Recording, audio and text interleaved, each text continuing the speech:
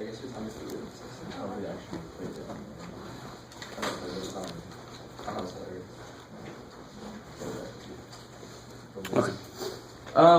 And what we're doing here, who knows what we're doing here? May I graph the derivatives of these? I like it. Good. I'm glad nobody went too far then.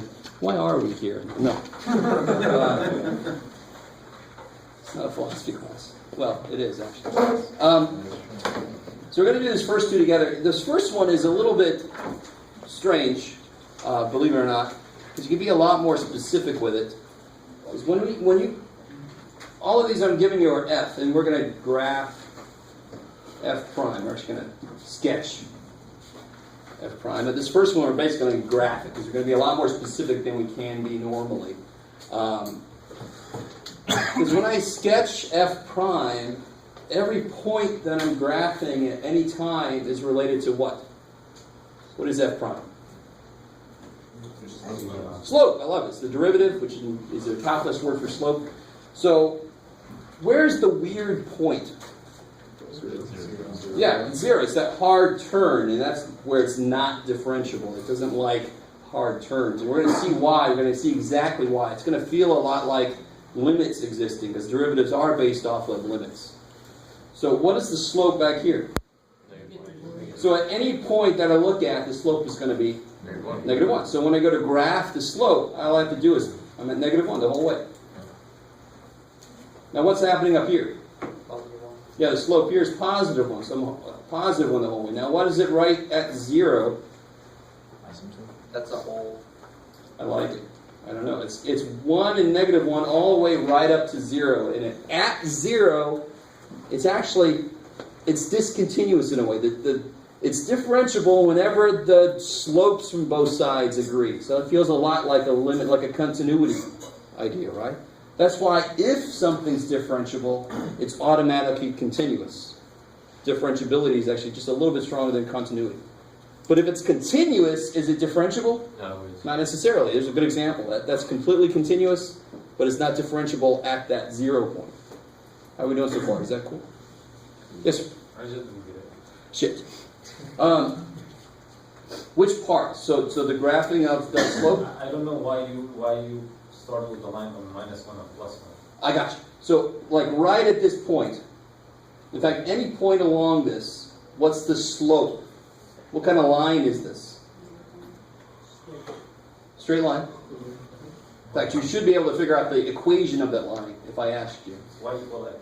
Almost. This is y equals x. Oh, absolute value, okay. This is y equals negative x, right? Because the absolute value, people often forget this. I was just talking to other people earlier about this. Absolute value is itself a piecewise function. Right? Absolute value will leave it alone if the input itself is at least 0. But what will it do if the input itself is negative? It'll change its sign. So the absolute value is kind of a hidden piecewise function. How are we doing so far? Yeah, like what? We're 2 minutes in and I'm like, what the hell's going on? All right. More than that. So coming back to this. So it's negative x on this side, because it's a negative slope, and it's positive x on that side. So all I'm doing when I graph f prime is plotting what the slope is at every point. Well, at every point on this line, the slope is negative 1. That's why I plotted the negative 1 the whole way. So at this point, the slope is negative 1. At this point, the slope is negative 1. Is that cool?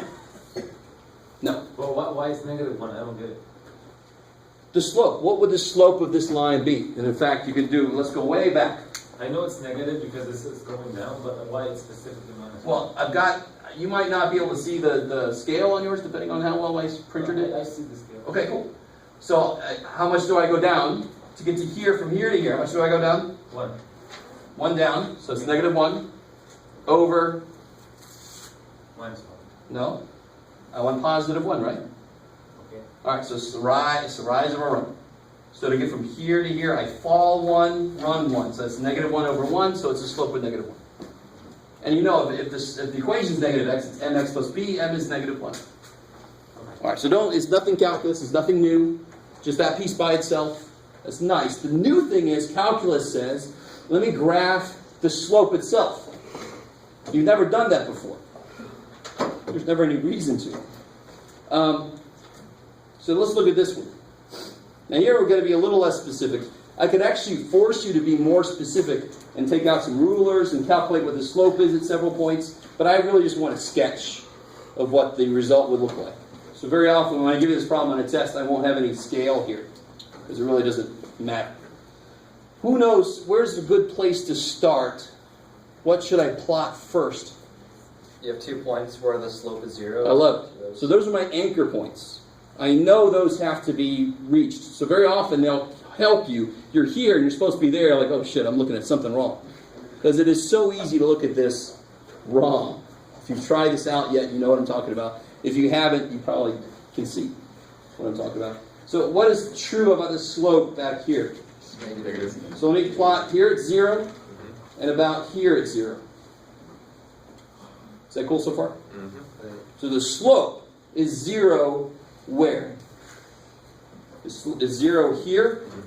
And where does it flatten out? And it flattens out there. So flat, flat. So I can plot those first thing. So in blue, I am plotting what the slope is at each point. So it makes sense I start at the most obvious places where the freaking thing is 0. Those just jump out at me anywhere it turns. Or it doesn't even have to turn. If I have a cubic, it's 0 right there because it flattens out for a second. Whoop, there it is. For a cubic. How we doing? Sort of. So those are good places to start. So I know I have to go through those 2 points. What's true about the slope of it back here? And then what we do is our brain starts saying, well, then I have to head in the negative direction because it's no. You're plotting the value of the slope. So the slope here is big negative. So I'm going to plot big negative. And what's happening, of course, as it comes around this corner here, It's getting less steep. it's getting less and less negative, right? That's sort of like saying the economy is decreasing at a slower rate. Okay, so we're still bad. We're just not getting as worse as we were before. You hear that all the time in the news. People don't even realize they're hearing calculus all the damn time. So we start off pretty big negative, and then as we move, at this point, it's a little less steep. At this point, it's a little less steep, and so forth. So I'm kind of coming in, and then here I got to be 0. So it's negative slope all the way through, but it's getting less and less negative as it turns. How are you guys? It's the weirdest thing to really get in your head if it hasn't clicked yet. Now what happens to the slope after this point here? It becomes positive. It becomes positive. Now somewhere in here is a very interesting, like secondary important point beyond the anchor points, the 0 points. What's happening in there, the circled area? Why is that interesting? The rate Don't use that word yet. the rate at which the slope is increasing stops increasing and starts decreasing. I like it. So somewhere in there, it's the most positive in that area. You with me? Somewhere in there, it's the most positive. So here, it's still building, and then somewhere in here, it stops building and starts to turn back to 0. So that's going to be a peak. Because I'm graphing the slope. So somewhere in here, it's going to have the biggest slope possible. And I guess I could, screw it, I don't want to estimate it. So I'm just being lazy. So right about here, let's get a little more specific, it's going to have a peak. So that's the most positive slope. Because remember, what you're graphing is the value of the slope. So the slope itself is biggest in here somewhere, and then it gets smaller and smaller and smaller down to 0. So now it's going to get smaller. It's still positive. It's still going up. It's just not going up as fast. Comes down here. And then after this turn, what's the slope do? It goes negative. It goes negative. So it actually goes through and goes negative. Gets more and more negative. And why does this make sense? What kind of function? This is about what kind of function? Cubic. And be more specific. A little more. Negative. It's a negative cubic. And remember the shortcut, this should be roughly a negative squared. Yeah, 3 comes down, but just to focus on the x part. So is this the same thing that we were doing last time? Exactly. I just wanted to go a little more over it. Because it's definitely one of the ones that's really kind of difficult to get in your head, but it's really important to be able to just look at a graph and kind of feel this kind of thing out. So you guys try this one. It's mamma jamma here. what kind of function would represent this? It's roughly what? X to the, careful, Fourth. x to the fourth. It's got the wrong end behavior for cubic, right? So it's x to the fourth could be 1, 2, 3 turning points, right? So you know what your answer should look like. So try to graph out the f prime for that.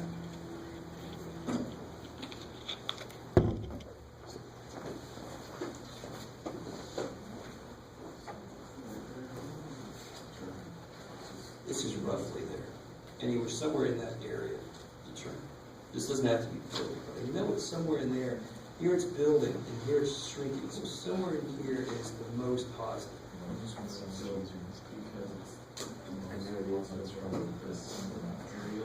Good. So see, if this represents the slope. The most positive is right there. Where should it be? That's the most positive slope of the function. So the value of f prime should hit the biggest part. I'm just like steepest part of bunch of lines. Good. It's colored. Steepest positive part. You know the symbol is this?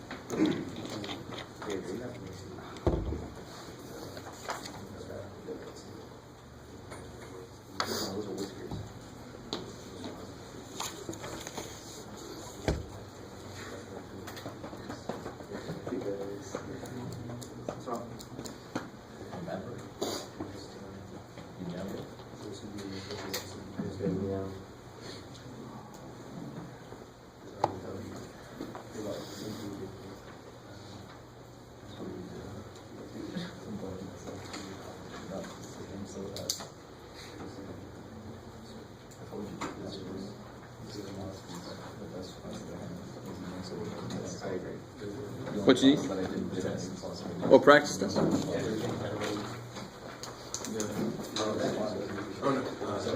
Oh, your quiz. What's your name?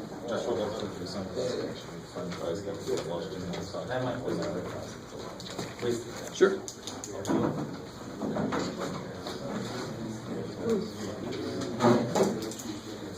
I tell you, I guess you are. It's just hard to fucking creep. Yeah, I know. You get the increase. Parts me out.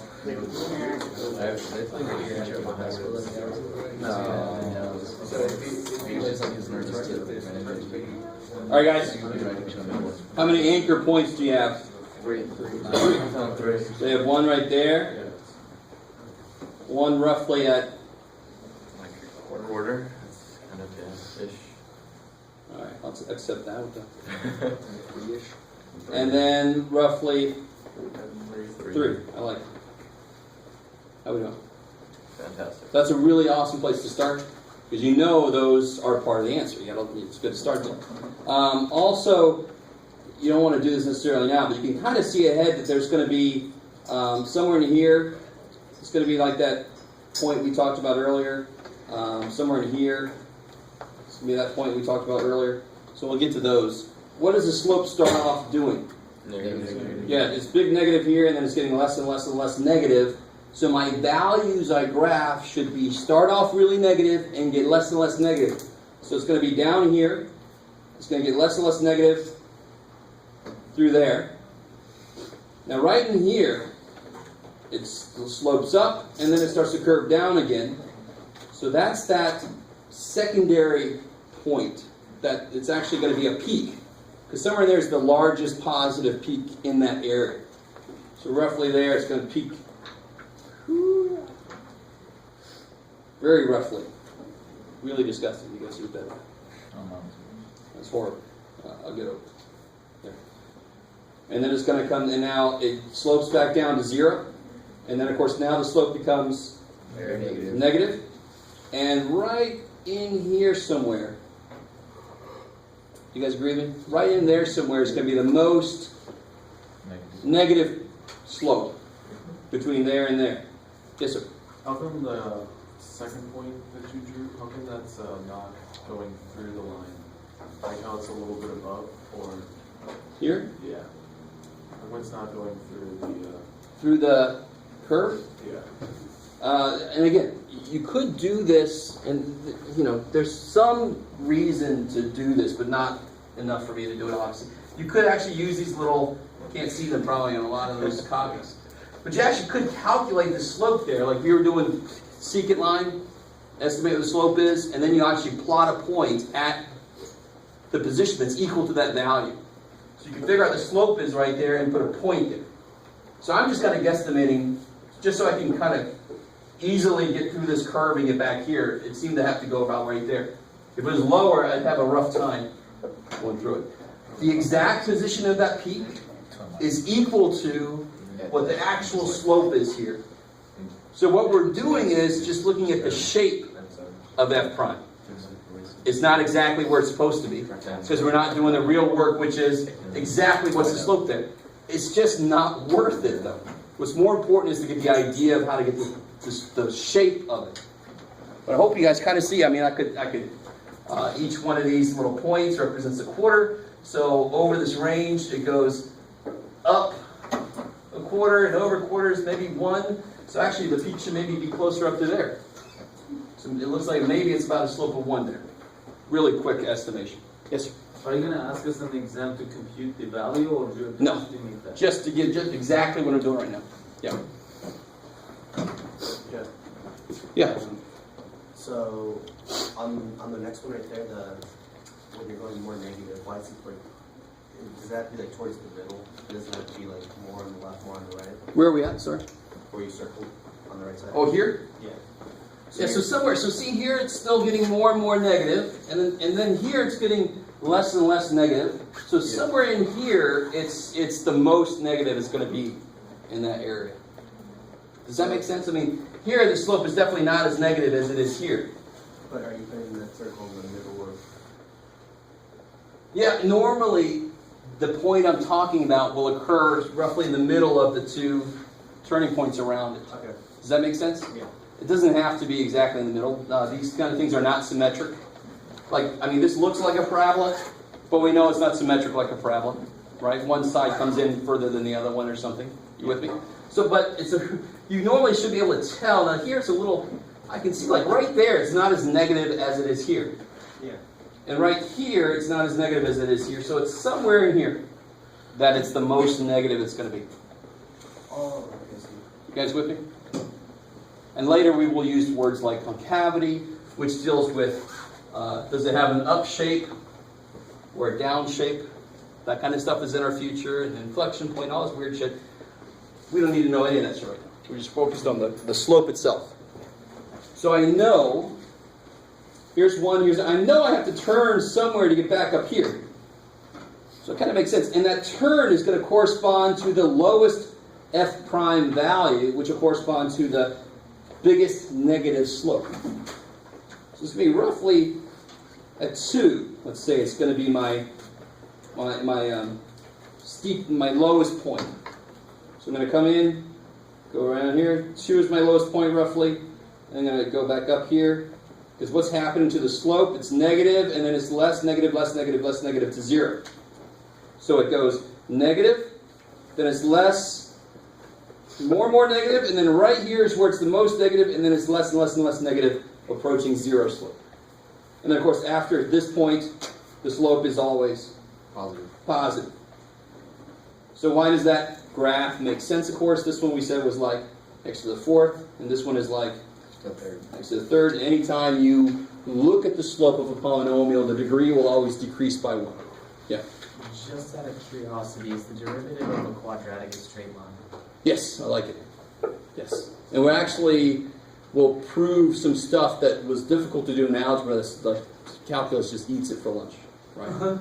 Calculus is really powerful. It is actually stupid simple. Very often it's more simple stuff normally is what really gives us the most trouble because we don't trust it's going to be simple. Like calculus, how could any of it be simple? But it really isn't that, the concept isn't that huge. It's all the applications that get freaky for us, really.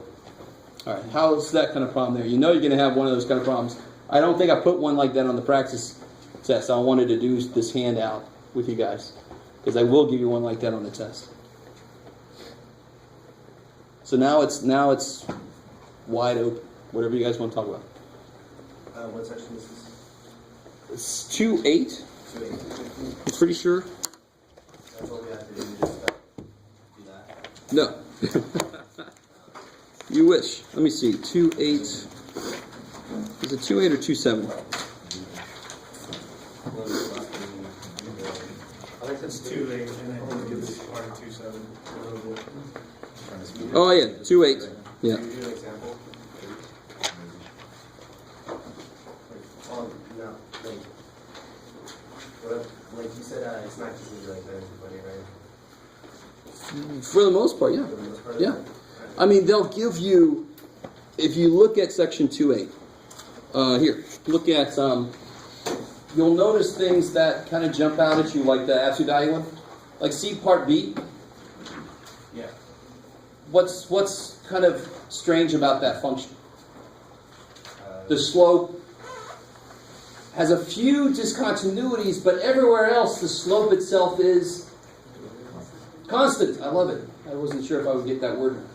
The slope is constant here, right? It's a straight freaking line. It's constant there, so I would expect the graph of f prime to be a collection of, Straight lines. yeah, horizontal lines. So you're supposed to compare which one of those? Probably the one with a bunch of horizontal lines. Yeah. So see what's true about the middle here. What's the most important aspect? It's -1. It's negative. And then it's positive there, and roughly the same positive. So there it is. Positive, the same positive, and here it's negative. You guys kind of with me? Yep. Yes, sir. Can you solve problem 44, section 2.8? Okay.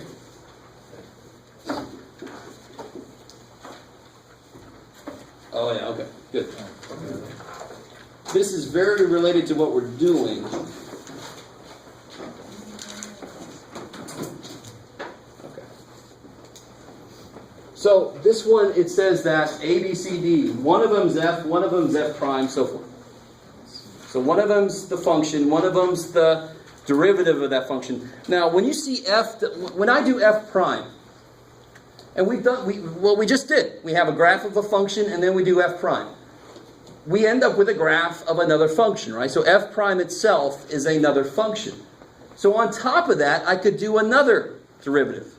And I'll do exactly like what we just did. So I could take, I'm not going to, because that would just really end up, it's already difficult to follow what the hell's going on this thing.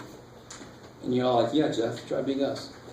But I could take this blue line and say, now do everything again. Find F double prime. So you just treat this as the function. What does F double prime really mean? It means find the slope of F prime. So you just repeat the process for the blue line.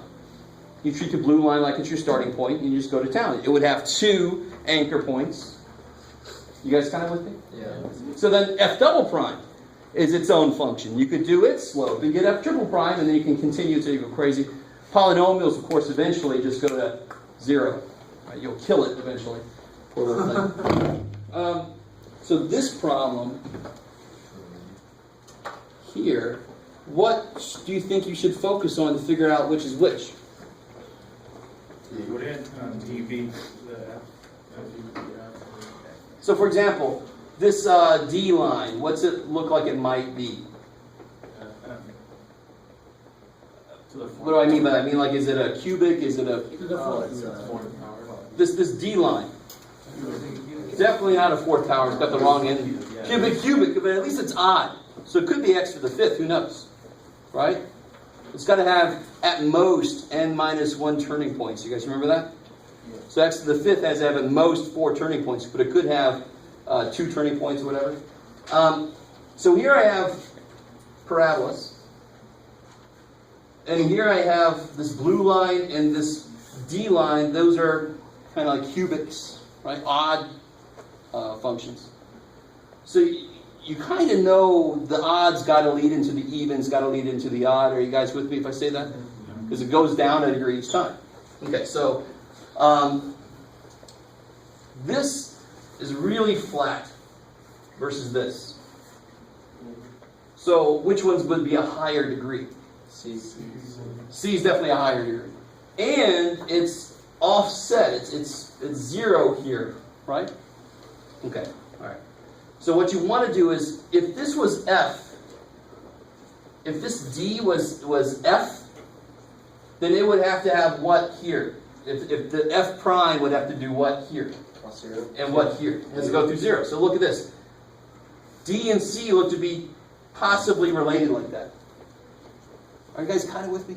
So you really start the same place you would if you had to stretch it by hand. You would say, which two functions, start with two of them, look at a function and see, does somebody else go through 0 where it's supposed to? So D and C look to be related. Are they F and F prime, or are they F prime and F double prime? That's to be determined. Are you with me? But I do know that C is the derivative of D. Looks like. Let's check it out. In here, what's true about the slope? Negative. And in here, it gets really straight. But it's the most negative here. So sure enough, it's negative. And then here, the slope is almost constant negative. And then it gets less negative. So that does look like C is the derivative of D. Okay, cool. Now, is anything the derivative of C? Yeah, let's see. So it's got to start off really negative. And then it's got to be 0 here. So you're saying B looks to be it? Yes. Really negative. Then it's 0.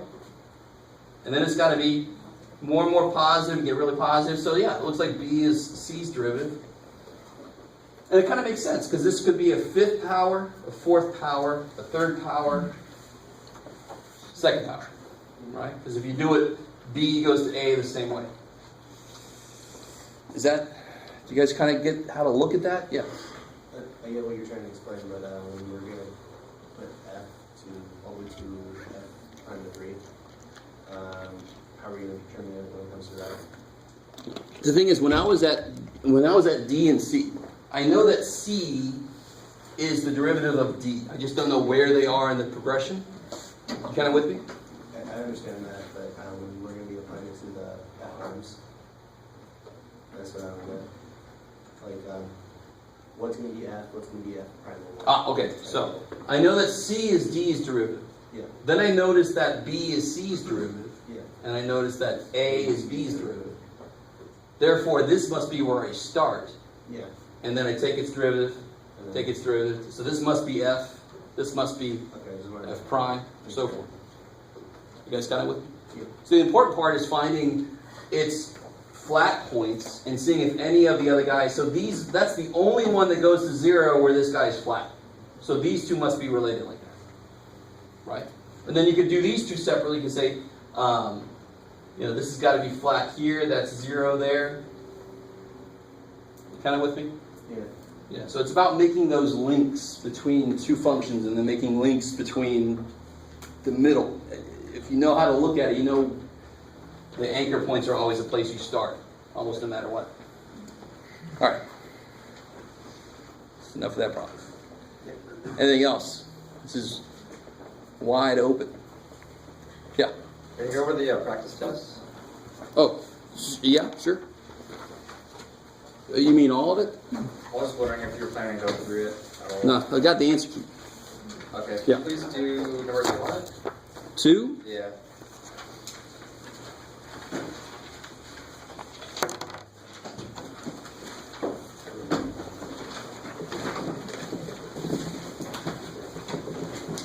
Okay. So 2 says.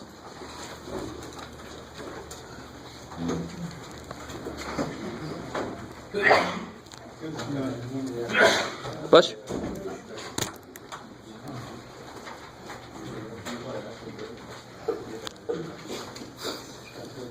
This question should feel familiar to those of you that have been in pre-calculus recently. So the domain and range for each. So 2a is probably the hardest one for that, possibly. How do I find? I know how to find the domain and range when I give you a graph. We did one of those earlier, right? All the inputs that have outputs. But for a function that I give you just the expressions. So here I give you f of x is. How do you determine the domain for that? Let's start with domain, because that's going to lead into range. If I know what I'm allowed to use in there, I can figure out what the outputs look like. Well, since it's square root to the power even, 4 minus x to the the square should be greater than or equal to 0. All right, so since it's an even root, Yes. I like it. If it was an odd root, It would be only anything. that would be anything. Yeah, the domain would be all real numbers. Unfortunately, I made that an even root. So that must mean the inside has to be at least 0. Is that cool? So the way to do domain in general is you say to yourself in English, what's the restriction? The inside of an even root has to be at least 0.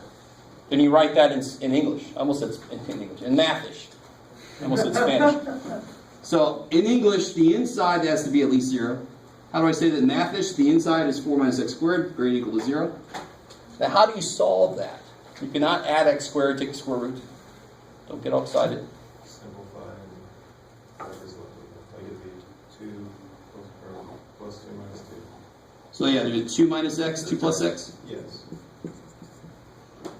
Now another way to do this, there's 2 ways to kind of attack this kind of thing. I don't know if you guys remember. We can shift 4 to the other side, then divide by minus, and we change the sign. That gets you to a point, but then how do you go past that point? That's the question. So 2 ways to do this. This is really a question of sign. I want this to be positive or 0, right? So what you do is, where is it 0 exactly? Plus 2 minus 2 At negative 2 and 2, right? It's 0 there.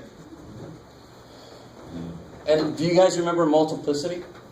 Multiplicity? Not the movie. It sounds familiar. Yeah, Michael when Keaton. when it's multiplied by an odd number, we change the sign and then multiply. Yes, by it's the the number. shortcut for doing this kind of thing. When this is to a first or an odd power, it's going to change sign around its root. If it was squared, it would be parabola. It would touch and it wouldn't change the sign. It'd stay positive, positive both sides. If it's an odd power, it's going to go through. It's going to change the sign. Hopefully your pre-calc teacher told you about that. Or if it's been a while, got to dredge it back up. So that's the shortcut. I can do this a long way. What I do is, if I plug a 0 in, what do I get here? What kind of thing do I get? What's the value? 4. 4, so it's positive in there. Because this can only change sign through its 0. If I plug a 3 over, plug a 3 in, what do I get? I don't care about the value. It's negative times positive, I get negative. You with me? You know, I plug in a negative 3, I get negative. Yeah, this is positive times negative, so it's negative. The shortcut was, since they're both multiplicity 1, really just the degree of the roots. Right? They're 1, 1. It's going to change signs around all of its roots. So the minute I knew that was positive, I know those are both negative because it's got to change sign. If you don't like that shortcut or don't understand what the hell I just said, you can just plug stuff in for each region. Now, how do I answer this question then? Where is it greater or equal to 0?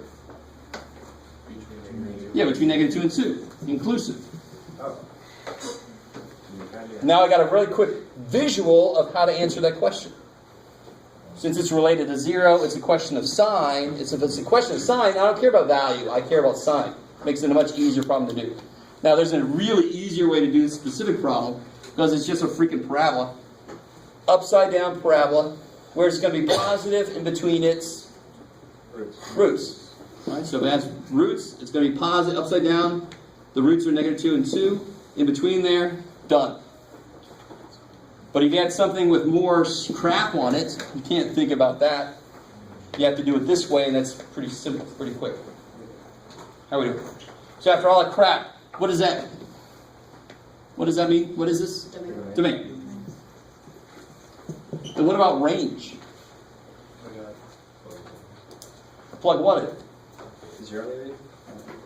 Maybe. But, so the fact is, this is symmetric. Right? So it's going to attain the same value at negative 2 as it does at 2. But the absolute biggest value I could have coming out of here is to subtract the least. Does that make sense? If I subtract the least, I'll have the biggest value. So I know the smallest value is if I make this the biggest. So if it's equal to 2, this whole thing is 0. Right? So the range will be... Are you guys kind of with me? You get an idea for what are the extreme outputs for what inputs. So I know at negative 2 or 2, this is going to be 0. And then at 0, that's going to subtract the least. So what's the value there? Don't give me a decimal. It's just, if I put a 0 in, what do I get? 2. That's neat. No, if I put a 0 in, 4. inside here, sure, so I get 3 6th root of 4. Whatever the hell that number is. So that's the range. How we doing? So it's sort of like if you see something like this, what shape is that? Parabola. Should just be a line.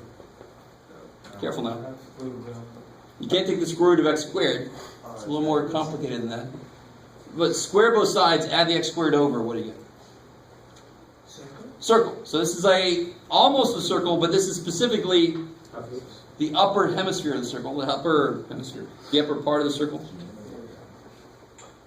So the range would be, again, the same idea here. The range would be from, 5 would be the biggest thing I can put inside. I get the smallest output, right? That's the most I can subtract. So that'd be 0. And of course that would have to be 5, because the least I could subtract away from 25 is 0. Square root of 25 is 5. So that's basically what we just did. It's just a little bit worse. It's a 6th root, so it's not really a circle, but it's the same kind of idea with extreme values. And maybe. Okay, so that's part A for that. Now hopefully, what about this guy? This guy always freaks people out. Domain should be easy.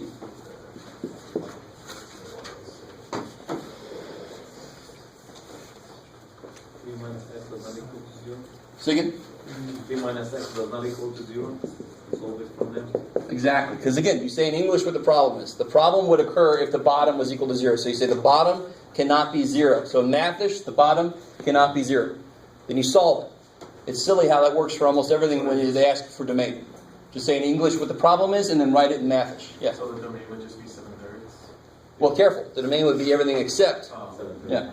So if you solve this, you'll get 7/3. So x, everything except, so you can say officially, oops, got it. Right? Or all reals except 7/3, whatever. Interval notation is the best way to go. So what about the range? I mean, that was relatively easy because it's all in terms of x. I'm kind of giving it away here, trying to. So how do you figure out the range then? Isn't that the numerator values? Nope. The numerator would tell you the intercepts. In this case, intercept. Just plug in 7/3, right? If you plug in 7/3, you'll get undefined. Right? That's why we had to throw it out. We're not allowed to plug it in. That's what that says. Coefficients? 0/1/3? Yeah, actually that'll work. But you got to be careful. That will only work. There'll be situations where that won't work. Because remember from pre-calculus, the horizontal asymptote, can you cross it? Yes, you can. You can cross the horizontal asymptote because the whole idea of horizontal asymptote is let x get really big. So when x is not big, it can do whatever the freaking hell it wants to. And in fact, I want you guys to realize this. I can have a horizontal asymptote where it crosses it infinitely much. All that has to happen for a horizontal asymptote is my values are approaching it. Nobody said from one side. The values just have to approach it. So I can have an oscillating thing, like plucking a guitar string. And then they're approaching the midpoint again. Is that cool? Yeah. Okay, so what does it got to do with this? So in this problem, that would work. But in general, it won't. So what you do is, since this is in terms of x, so x stuff is easy to figure out. And you got to do this anyway for the later problem, don't you? It says inverses. Yep. Write this in terms of y. Solve for x. Get it in terms of y. And this is what people hate. And real quick, I don't know if you guys are... a while back, have any of you guys ever done anything with matrices? We're not going to suddenly do that tonight. Don't freak out. But you should have all done some matrix stuff in your pre-calc and maybe even before that. So let me see if you can stomach this. That's a good way to say that.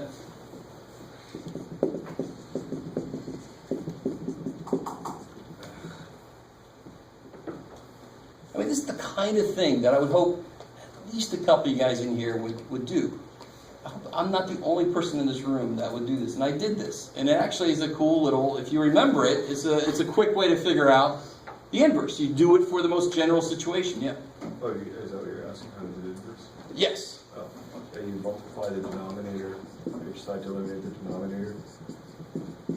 Well, first I would switch out the x and the y. Yeah, but let's do that at the end. And then you would subtract both on both sides, switch both sides. And So now we're trying to solve for what variable? For X. For x, right? Because I haven't switched the x and y yet, and that's not really a true inverse. I just want to get x in terms of y instead of y in terms of x. So, I mean, you do the same thing with that. Just go with me here for a second. Some of you guys have already tuned out. You're like, I'll just wait till he's done with this shit. You guys cool with that? Just multiply that up? Yeah. Now, the thing here is, I'm trying to solve for x. How many x's are up there? Not really. There's one that's been distributed. So if I can get them all together again, I can undistribute it, right? That's the thing that I always get people tell me, they just subtract that and divide by y, c. I solved it for x. Yeah, no, you didn't. There's x's on both sides. It's bullshit. So you subtract the ax, you get all your x stuff together, and then you get everything else away from there. Now, of course, you stick an x out. This is cool. Let me just go here, just because I'm bored. Like, what's the x? Yeah, so yc minus a will be down here on the bottom. Then substitute. Let me make this cy, make it a little more symmetric.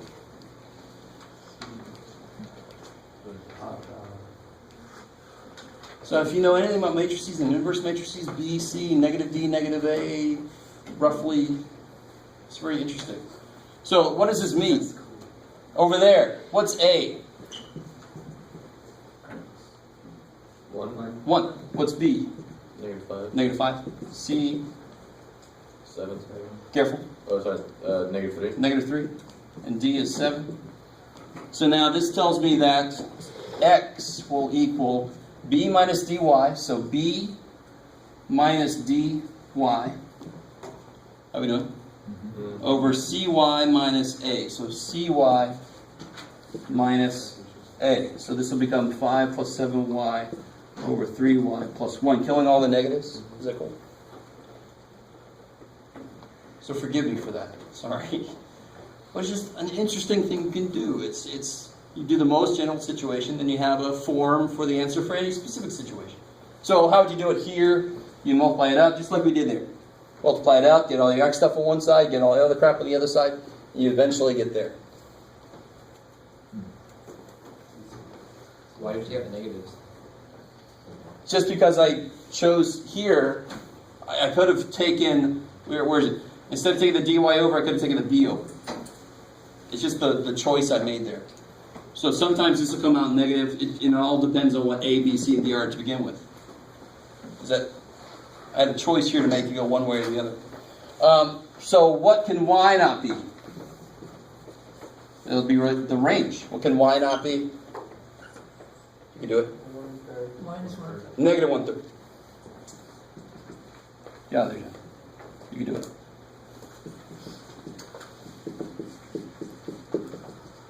So that's the range. And up here, what is the horizontal asymptote? Negative 1/3. Cool. Right? Here, what's the horizontal asymptote of this thing? Or, if it was the inverse function, it would be 7/3, which is... All right, that's this. The inverse function flips the x and the y, so that should not be too surprising. But if I gave a problem just like that to my pre-calc students, so that's enough of that. Okay. So there's the domain and range for that one. And h should be easy, right? H is polynomial. It's cubic, which is even more important. So the domain is definitely all real numbers because it's polynomial. But you got to be careful if you give me a quadratic, the range won't be all real numbers. But here it's cubic, so the range will be all real numbers. You're right? Because it goes forever up and down. We already basically found the inverse function. You just have to make it, just put the x's in here. So it'll be 5 plus 7x over 3x plus 1. So the inverse function's done. Is that cool? Okay, because the only thing I didn't do in this was switch the x and y to make it officially the inverse function. So you can just do that at the end. What about the inverse function for f? And that's sort of a trick question.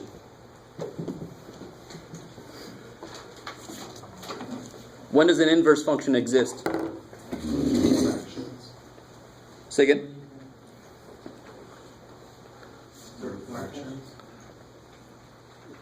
No. What test do you apply to see if there is an inverse function? Horizontal line test. Cool. And the 6 root of 4 minus x squared, we already know the range, the domain is -2 to 2. We already know it's going to have at -2 it's 0, at 2 it's 0, and at 0 it's something, so it's already screwed. It doesn't pass a horizontal line test, so it's a little bit of a trick question for me. F has no inverse, so you just say that. F has no inverse. I plugged that into Wolfram Alpha and they gave me an inverse. Same. It's so confusing. It should not have an inverse. No. And I got, let me see what I got. We can come back to it.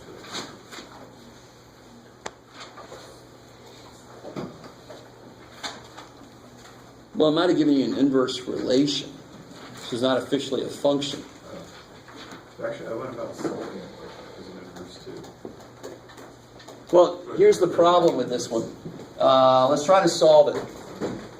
Because the minute you try to solve it, you'll see very quickly that it does not.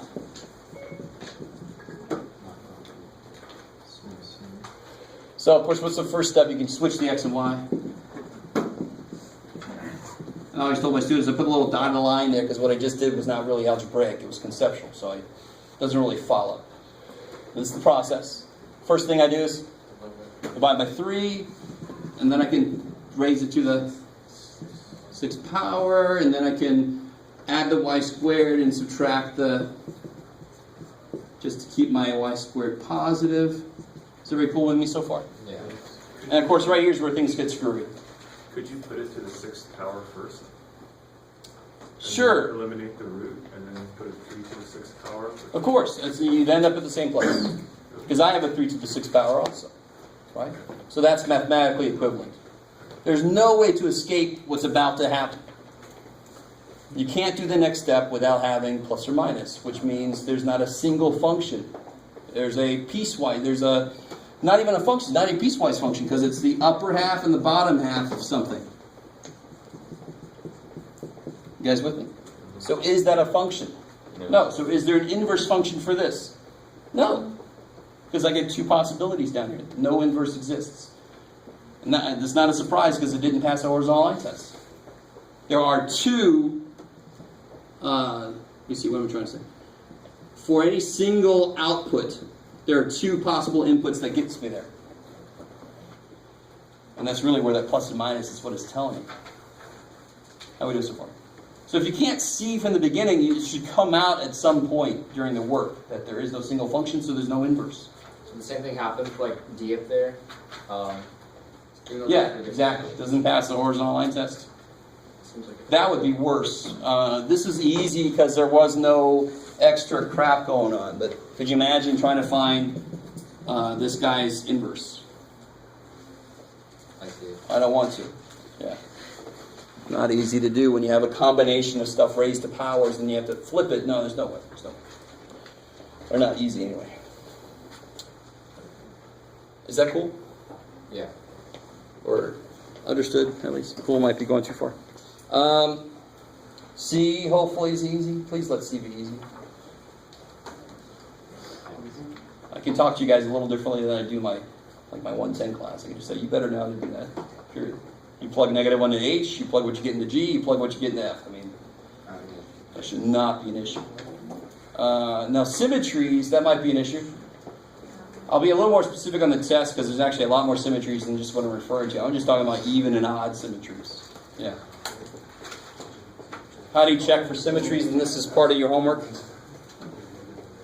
What's the test for even and odd symmetry?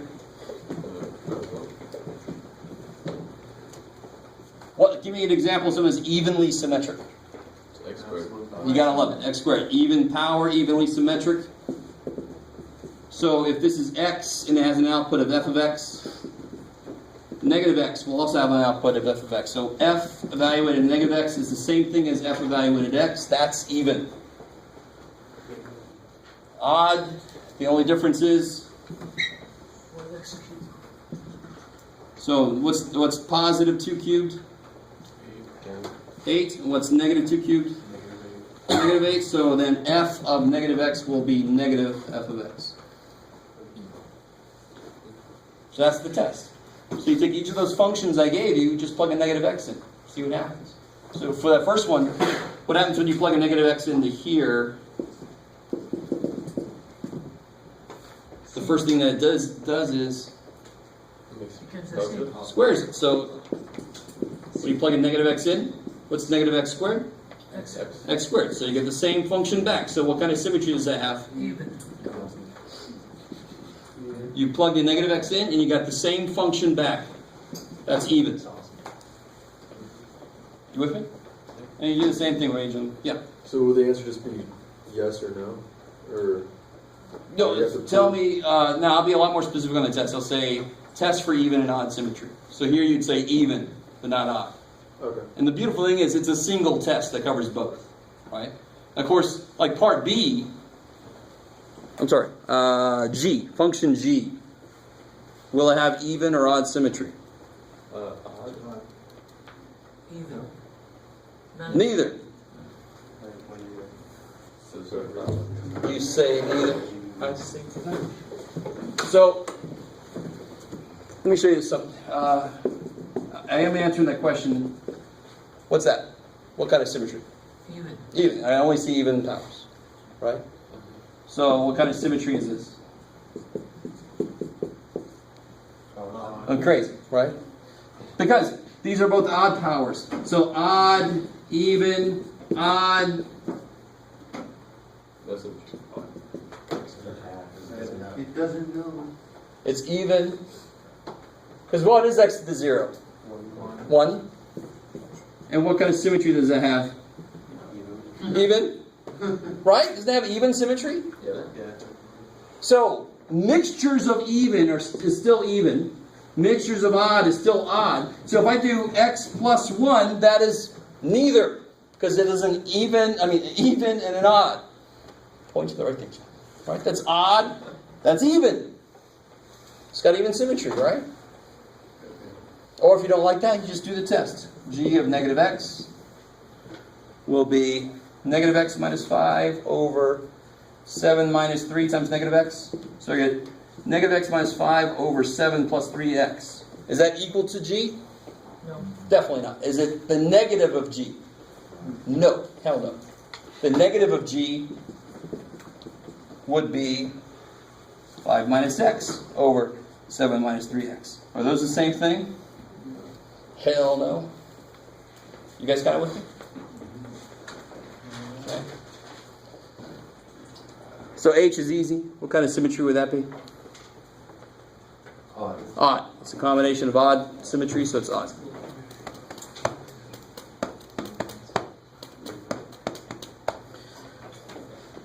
Okay, so that's number 2. Yes? Q6. Here, let's do this. Now do me this favor. I'm going to go ahead and give you the answer key. Make sure it's got a front and a back. My printer likes to screw me. When you do this, don't just look at this answer key and agree with me. Right? Yeah, that's what I would do. It's so easy to do that.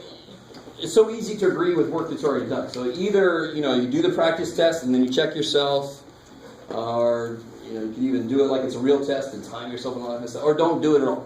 Right? So this is just a study guide.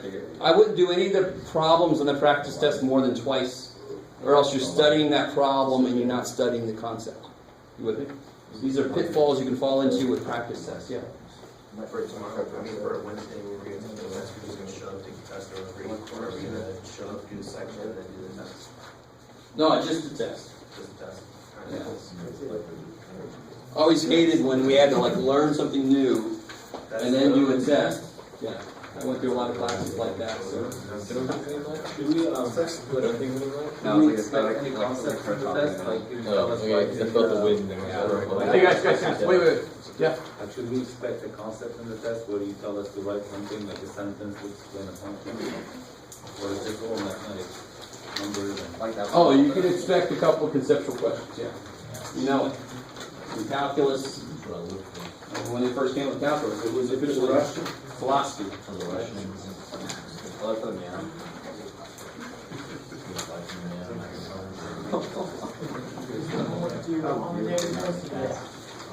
On the day of the test, any homework you have not turned in yet is due. So take a look at that. Hopefully you got everything on there. Make sure you got it front and the back. Let me know if you don't. Crap.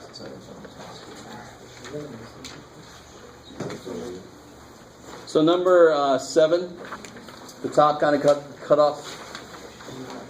You guys see that? Yes. So it should say, Proof given epsilon. looking at my side work, you see there that's boxed off, it actually says side work above there? What should I let delta equal? Yeah, epsilon over 3. I like it. So what's cut off at the top is given epsilon greater than 0. Let delta equal epsilon over 3. And then it goes from there. What's it say? It's a 7 over 3. Epsilon. Sorry. Epsilon. Oh, epsilon. Right next to that it says side work, and that's really just referring to the stuff in the box, right? So that's my suggestion on a way to show your work.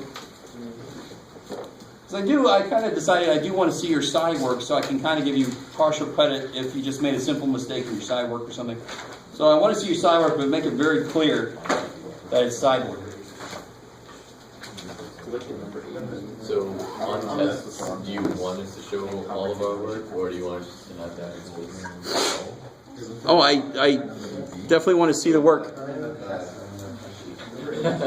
Now, I don't know if you've got like x plus h cubed memorized or something. I mean, because for the epsilon delta proof, we when us three went to your office hours in the beginning of last week, we got a shortcut to that.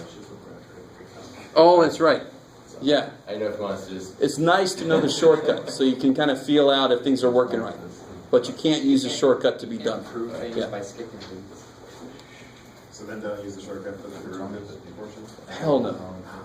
You've got to be real careful. I don't want to see any chapter 3 stuff on this test because we have not done chapter 3 yet. I don't care if you know that the derivative of 4x squared is 8x. Yeehaw! You still got to use the limit definition. I'm going to be very specific. So anytime I ask you to find a derivative on this test, you're going to have to use limit as h goes to 0. That whole thing. Oh, yes. You'll never have to do it again after this first test. Yeah. Huh? It's just like, look, it's here to here. So can you still do 6? How Yeah. does this become that? Oh, yeah, How good. does this become that? Our foundation is crumbling, man. It's Out like of minus 1 over x plus b minus 1 over x. become that. Yeah.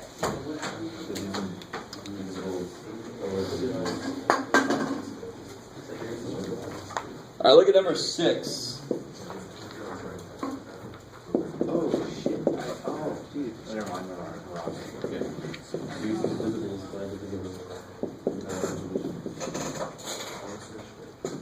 Now I'm still wrong.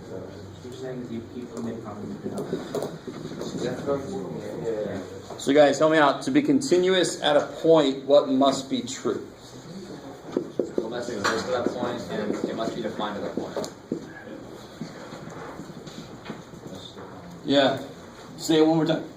That the limit must exist from both sides at that point. I love it. So the and limit must exist. and that it must be defined at that point. Good. And it's got to equal the function value at that point. So when you have piecewise functions, the beautiful thing is each piece, what's nice about each piece they themselves are Continuous. continuous. I love it. Right? Trig functions. This is just negative 6 pi x, so that's just a polynomial, believe it or not. Right? It's just a constant on the bottom, who cares? So those are each continuous. The only place it could have a problem is pi over 3. So when it's like this, all you have to show is that they both agree at pi over 3. Now in this first one, are you officially allowed to plug a pi over 3 in? No. No. But if you had to graph this or do a problem like this, you still want to know what the limit is as it approaches pi over 3. So you know where to put that open circle. So if you want to do, so what is f of pi over 3? It's minus 6 pi over 3, 2 pi over 5, which is minus 2. 2 cosine. Good. Careful. Which piece do I use for pi over 3? You can use the bottom piece. I use the bottom piece because that's the one that exists for equal to pi over 3. You guys with me? So then it just becomes negative 6 over pi times pi over 3. So you get negative 2. So to show it's continuous at pi over 3, what's left to do? We have to find the limit on both sides to be minus 2. Well, I've got this side, I've got the function value actually, and it's continuous everywhere, so the limit I don't have to do. The limit actually is that. Let me say that again. This is continuous. Therefore, the limit of this function as x goes to pi over 3 is equal to the function value at pi over 3. Maybe we have to plug into the first Good. So equation. you have to find match it. the limit as x goes to pi over 3 of the first piece. You're officially not allowed to plug a pi over 3 in without writing it like this. Because it doesn't exist at pi over 3. That's why. Right? So, but what's true about this function? It's continuous, like we said earlier. So to evaluate its limit, I can just plug it in. I want you to see, though, I want you to realize, if you don't write this here, you've officially bypassed the point you're not allowed to bypass. You can't plug a pi over 3 in. But you can say the limit is this function evaluated at pi over 3. That's completely fine. So if you leave this out, I'm going to have to take off some points. I didn't have to do that on this side. Why not? Because it's allowed to be at pi over 3. I like it. It's approaching from the left. Correct. I like it. So in this case, this will be approaching from below. Thank you. So then you just plug it in. Yeah, which is a cosine pi, which is minus 1. Yeah, so twice cosine pi is twice negative 1, which is negative 2. The limit agrees with the function value. It's continuous.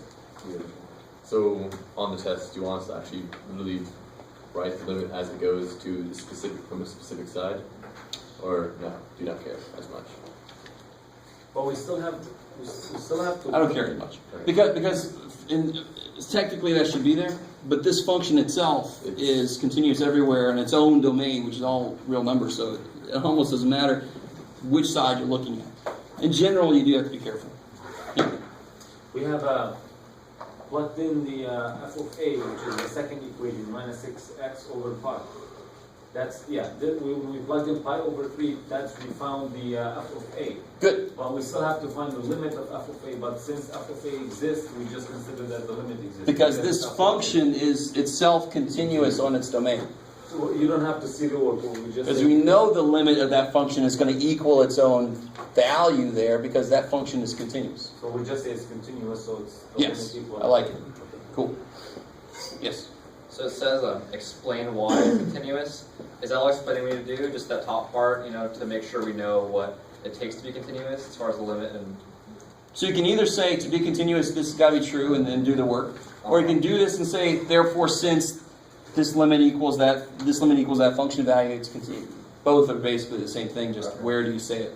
So it's not a huge deal, just make sure it's known that those are... Yeah, if you just do this work and don't really tie it together for me, I don't know if you're really seeing how it's supposed to tie together. Okay. Okay, cool. Did we just do number 5? Squeeze theorem?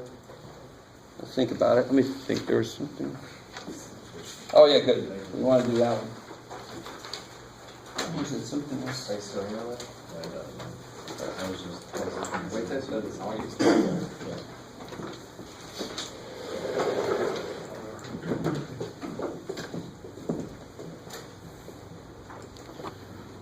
All right, so number 5. Here's how you apply the squeeze theorem to something. And the squeeze theorem, normally you can apply it when a part of the function you're looking at is itself bounded.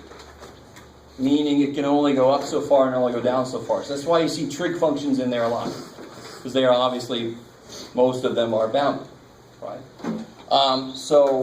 This is actually sort of a construction proof. And I'll show you exactly how to do this. I'm not overly concerned with squeeze theorem, but you know I'm going to have one problem on there about squeeze theorem.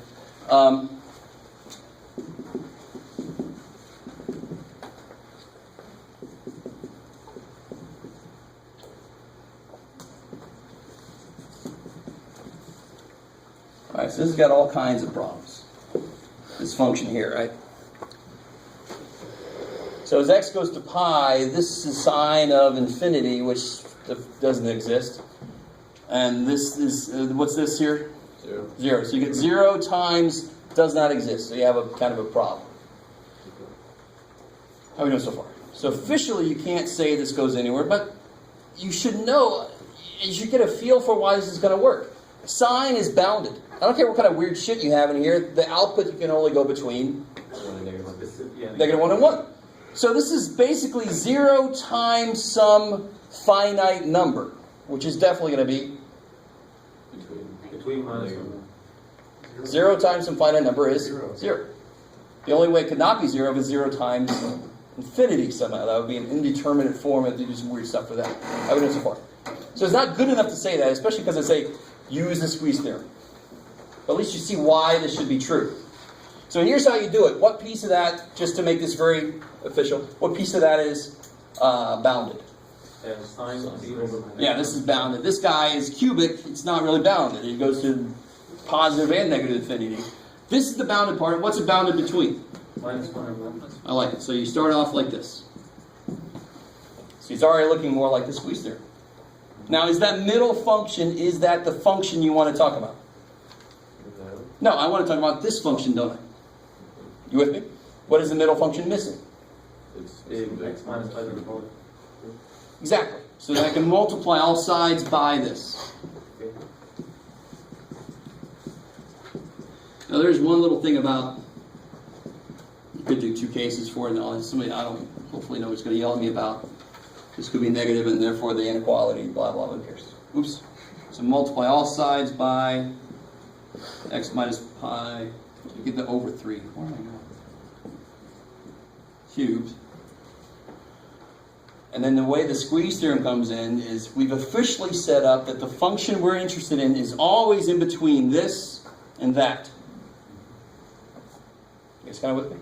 And that's exactly where the squeeze theorem comes in. Because now if I apply the limit as x goes to pi, what is that here? 0. That's 0. It's the limit as x goes to pi of this. And the limit as x goes to pi of that is 0. Therefore, this must be 0. Because it's greater than or equal to 0, and it's less than or equal to 0, so the only way that it can both be true is if it's actually 0. I like it. The biggest mistake I see is people write a 0 here, and then you've lost where do you get your answer from. I don't know. The whole point is I don't know what the hell this thing is, but I've got it sandwiched in between two things that are both the same. Therefore, it itself is sandwiched to be that value. So you say limit is x over equals 0. Check. Right? Just feel like being amazing. Makes sense.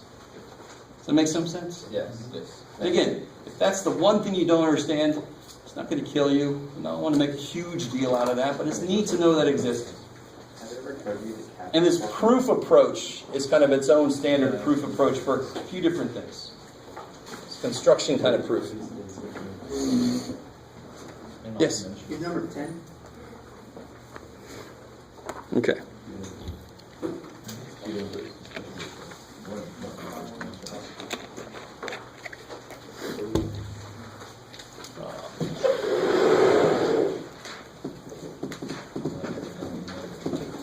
What did we say? Just why this? Do we leave it do we leave this as an? Yeah, I mean, so then you say, let me see if I can use some that's how you say therefore. Therefore, by the squeeze theorem, of the limit as x goes to pi Equal to. of the function equals 0.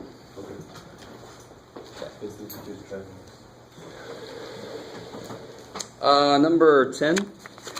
That's the limit stuff.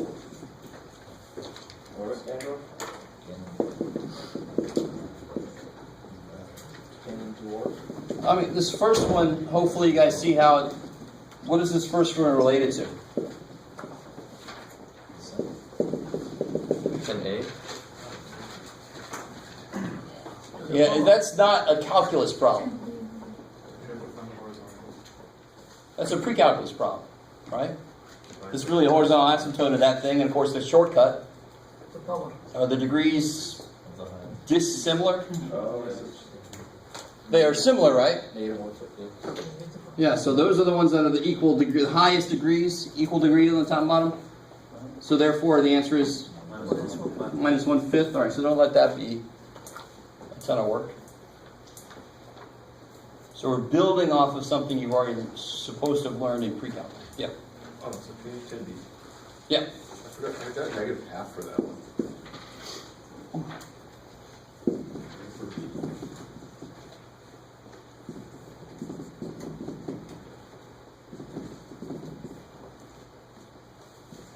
Oh yeah, I think it's just hard to read on my answer key, but that sounds familiar. Great.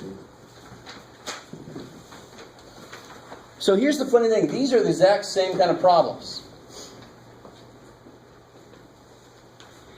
Believe it or not. Because again, there's several different ways to kind of do this officially.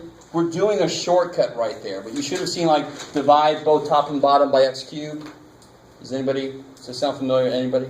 If you divide by the highest power, then you get 4 over x minus 1 plus 2 over x cubed over 5 plus x over 1 over x squared.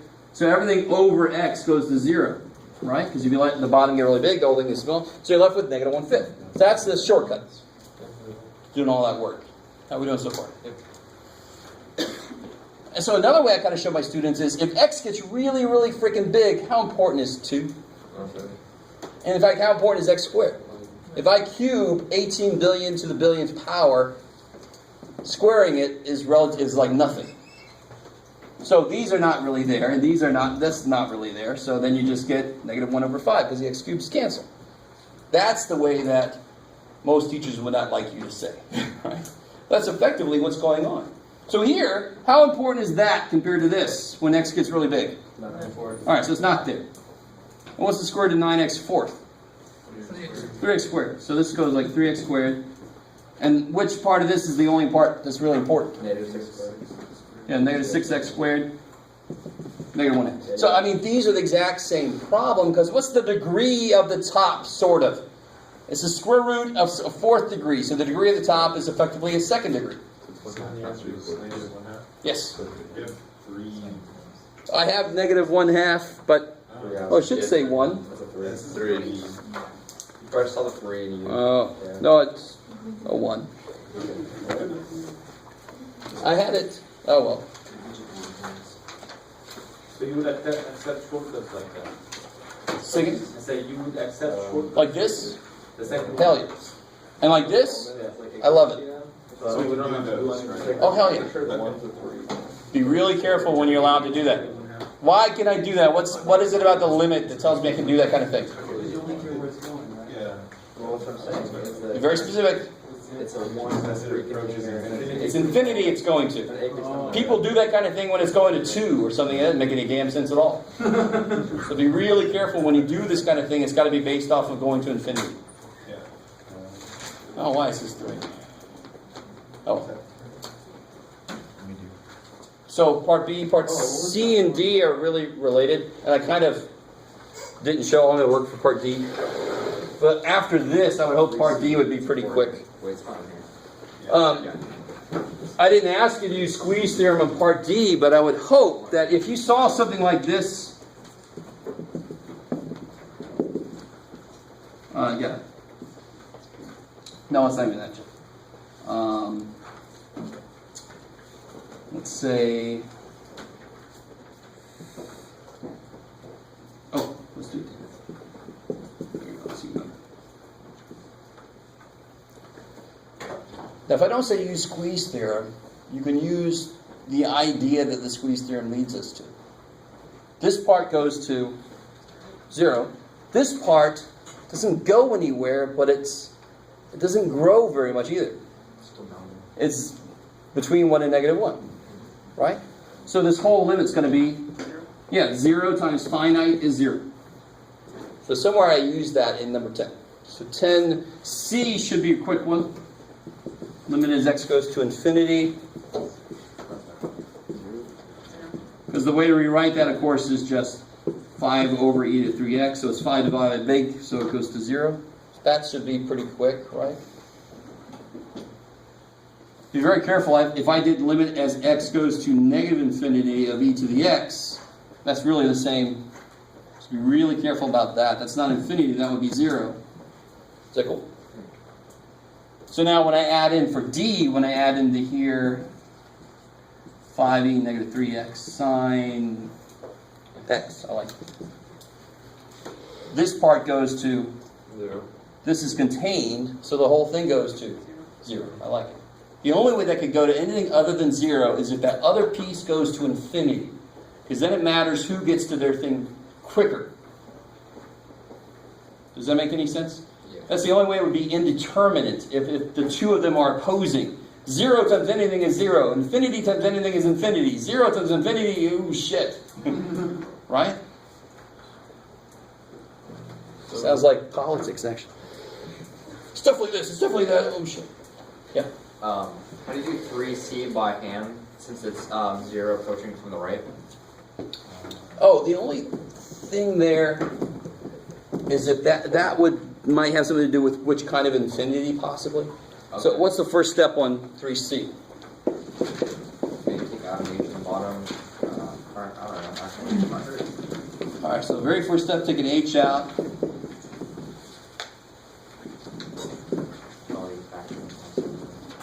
And then you do what with that?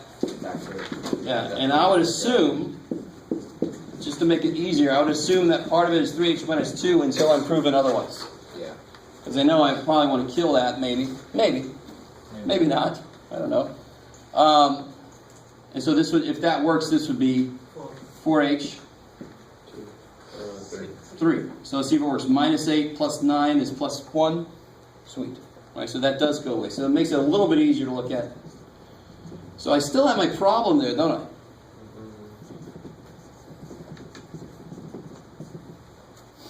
So as h goes to 0 from above, So 0.0. everything I'm plugging in is positive. You with me? So this is positive times positive the whole way along. This whole thing is going, of course, to positive infinity. Now I know it's positive infinity. So that's why I said specifically from one direction to the other, is because in a problem it might change it, because I could have a situation where it's this together. It's like this versus this. So if I'm going from above, it would be positive, and going from below, it would be negative. So that's, makes sense. in this case, does that happen? If I go from 0 to 0 from below, this would be negative. This would be positive. I like it because this is 4 times close to 0. You with me? So this would be negative tiny plus 3. So it's positive. You guys with me? Yeah. So what kind of infinity would that be? Negative infinity. So that would totally change based on which side I'm coming from. So it must be this kind of setup here. You had it wrong on the answer sheet. Shit, of course I did. Which one is this? You had it as a going to positive 0 plus, and you have it as a negative infinity. Should be positive infinity. Based on what you said on the phone. Oh yeah, it should be. Yeah. So I must have made copies of an older, because I had made corrections that keyhole. So that 3c should be positive infinity. This is 3c here. Cool. But does the negative or positive still take into effect? So this would be, this is positive over positive times positive, so it's desperately positive. I don't know how I originally got negative. That's a neat trick. But I'm averaging about a 97 on my practice keys. It's not too bad. I'm the first person to admit I'm going to make mistakes, so just double check me and make sure it makes sense. What else on here is freaky? Number 9 is an important one to be able to do, but it's just algebra, really. We just have a whole new way of finding slopes now. What about 7? Say again? Oh, the epsilon delta? Okay.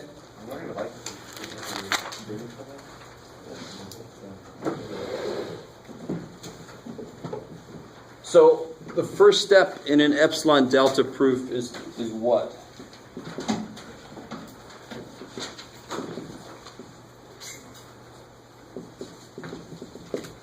Oh, okay. What's the first step? Just lay out the wording and stuff. Okay, so you can lay out the wording. I like it. So Wherever the epsilon greater than 0.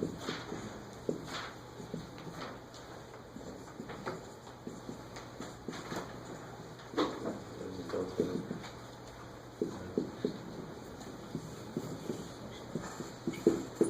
good lord.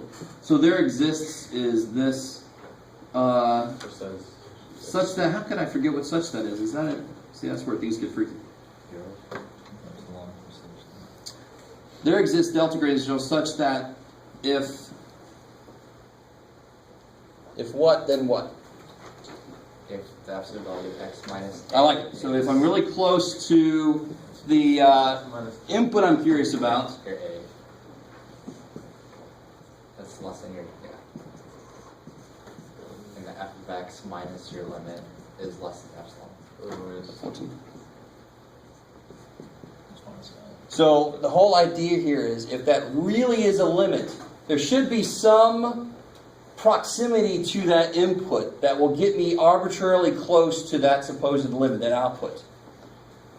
If it's not really the limit, then if I get too close here, I'm not even going to include that wrong limit in here. I don't know if you guys are really with me on that, but that's the idea. I can only be approaching the true limit if I get really freaking close here. So if it is the true limit, then that must work. That must be true. So that's an awesome first step, is to kind of set this up. Now I can do, separate. I got to do side work because I'm like, oh shit, I got to find this thing. So how do I set the side work up? Absolute value 8. Good, you start with where you want to end up, which is why it feels roughly like you're cheating. But you're not. You're just kind of working backwards to construct what it is you need. So you get 8 minus 3x minus 14 less than epsilon. So you get Negative 3x. Let's see. 6. Pull out the 3.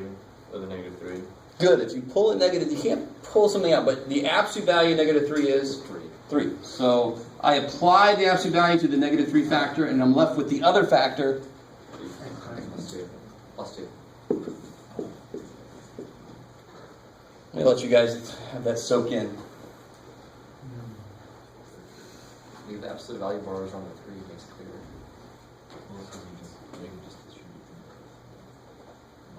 Oh, that's an extreme 9. Otherwise I'm screwed.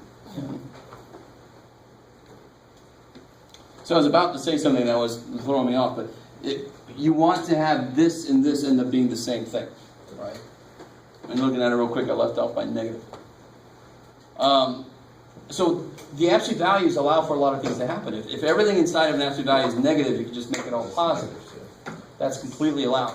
The biggest mistake with absolute values is when students do this. That just sucks. Plus or minus. Can't do that, right? Because the answer is either x minus 2 or it's negative x plus 2. This is not even an option, right? Because I don't know what x minus 2 is. How can I do anything with it? But I can certainly do this. There's no problem there. Because that would be absolute value negative 1 times the absolute value of x plus 2. No problem, right?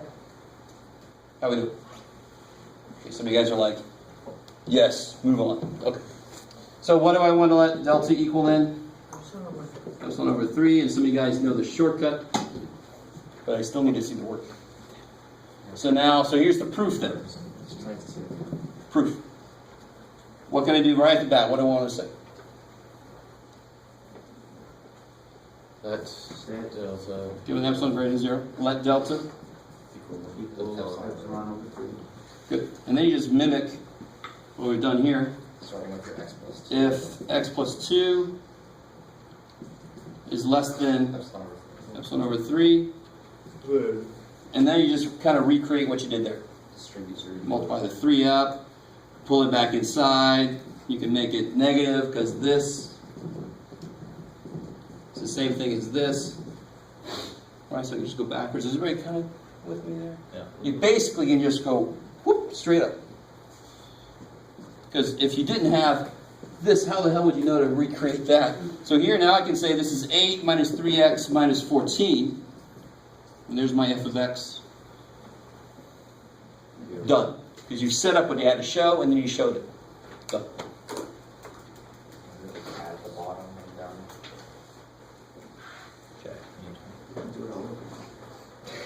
I would love to teach a proof class here. I'm just worried if I'd have anybody in it. No, because I don't know how it would fit in with the next level, But maybe I'll look into it. Okay.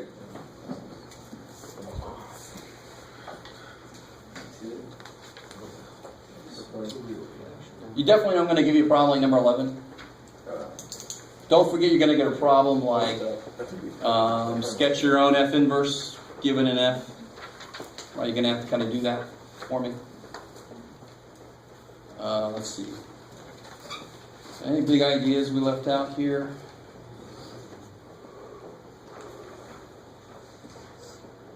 Number 8, definition of derivative means limit as h goes to 0, right? So be careful. Yeah. If we do B on number 8, like, it seems like it should be simple. I just can't get my head around it that way.